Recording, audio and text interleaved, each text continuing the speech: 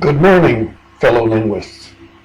I am James Nolan, former Deputy Director of the United Nations Meetings Interpreting and Publishing Division and Chief Linguist of the International Tribunal for the Law of the Sea.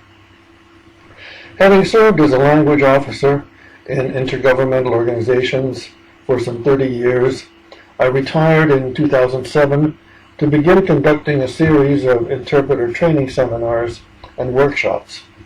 These will inform the contents of the short talks that I have been invited to give by Yapti. In this first talk, I will begin with the question, what do interpreters do? They convey understanding.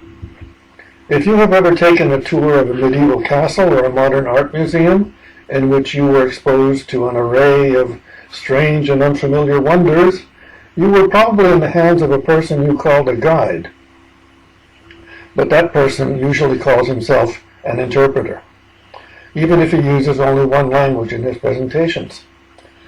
Ideally, if he has done his job well, you will end the tour and exit the chateau feeling as if you had lived there during the Middle Ages, and you will exit the Modern Art Museum with a clear understanding of how Cubism tries to represent multifaceted objects on a single plane. Similarly, when you finish listening to an interpreted speech at an international conference, you should leave with a clear understanding of the speaker's meaning and intent, even if he hails from a remote and unfamiliar place in the world and speaks an exotic foreign tongue. It is in international relations that the interpreter's role is most conspicuous and most valued, but interpretation is a profession that arises from mental and cultural processes that have been at the core of how civilizations grow and develop for as far back as human history can reach, older in fact than some other professions that could not have developed as they did if language had not developed ahead of them or in parallel with them. Historically, whenever a polity or society has been large enough to encompass two or more languages or cultures, translation interpretation has served to underpin the authority which held the entity together. And it is well known that cultures isolated from outside influences tend to stagnate, while cultural growth tends to occur through cultural borrowing, which is often accomplished through translation. Translators and interpreters, acting as the agents of that change, have often been the ones who built the intellectual bridges that enabled something new or useful to enter their cultures from abroad, fostering the growth of a nation or of a domain of science or learning. Since language is a major driving force of human cultures, the contribution interpretation makes by adding a further dimension or a distinct worldview to a given culture at a given time confers a competitive advantage on the culture that cultivates the practice. Interpretation stretches and expands the code that the human mind uses to think, language.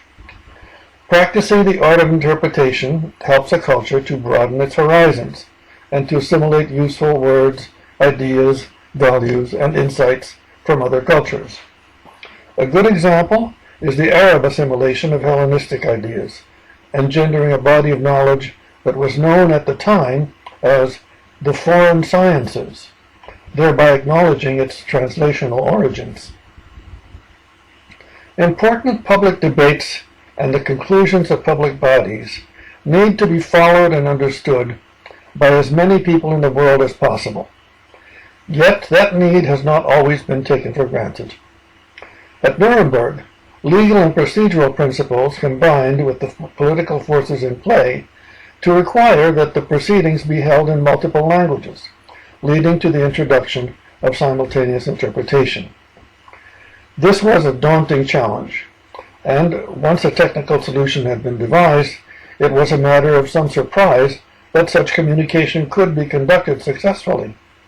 At that time, an old conception of international relations, which we might call the monolingual paradigm, held that communicating in a single language was more efficient, that the babel of multiple tongues was a source of confusion, and that translation, used here synonymously with interpretation, was a necessary evil, which international gatherings had to tolerate when it was not possible to use a lingua franca. A corollary of that paradigm was the idea that when translation was used, something was always lost. It can just as well be argued that when a target language functional equivalent does not seem to be an exact fit for the source language item, it is because something has been gained, namely the missing piece of the conceptual puzzle for which the target language seems unable to provide a single word or lexeme, but which the mind of the target language speaker can nevertheless perceive, given the context. Indeed, some literary purists and linguistic pundits have viewed translation as an inherently unreliable and somewhat disreputable occupation. Traduttore traditore.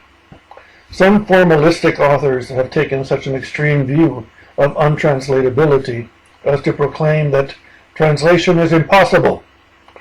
It is no accident that this paradigm coincided historically with the heyday of consecutive interpretation. Given the tedium that international meetings had to endure thanks to that practice, in which every speech, good or bad, had to be listened to repeatedly, it is hardly surprising that some people took a dim view of multilingual communication, perhaps secretly yearning for a global empire where everyone would be obliged to speak a single dominant language. The simplicity of that solution can seem appealing, but since no particular language is inherently better suited than any other to serve as the world language, any choice made under the monolingual paradigm implies some degree of imposition on the speakers of many other languages, sowing seeds of discord, resentment, and strife, just as it can in the domestic arena, where mandatory monolingualism in the U.S. was a source of tension in the workplace, and for that reason has come to be prohibited under equal employment opportunity rules as a form of national origin discrimination. Fortunately, the dominance of the monolingual paradigm seems to have waned, although many ethnic tensions persist throughout the world. The picture that has now emerged, which we might call the multilingual paradigm, recognizes that communication in more than one language is not reductive. It does not detract from or obscure the meaning of what is being said, but may even clarify it.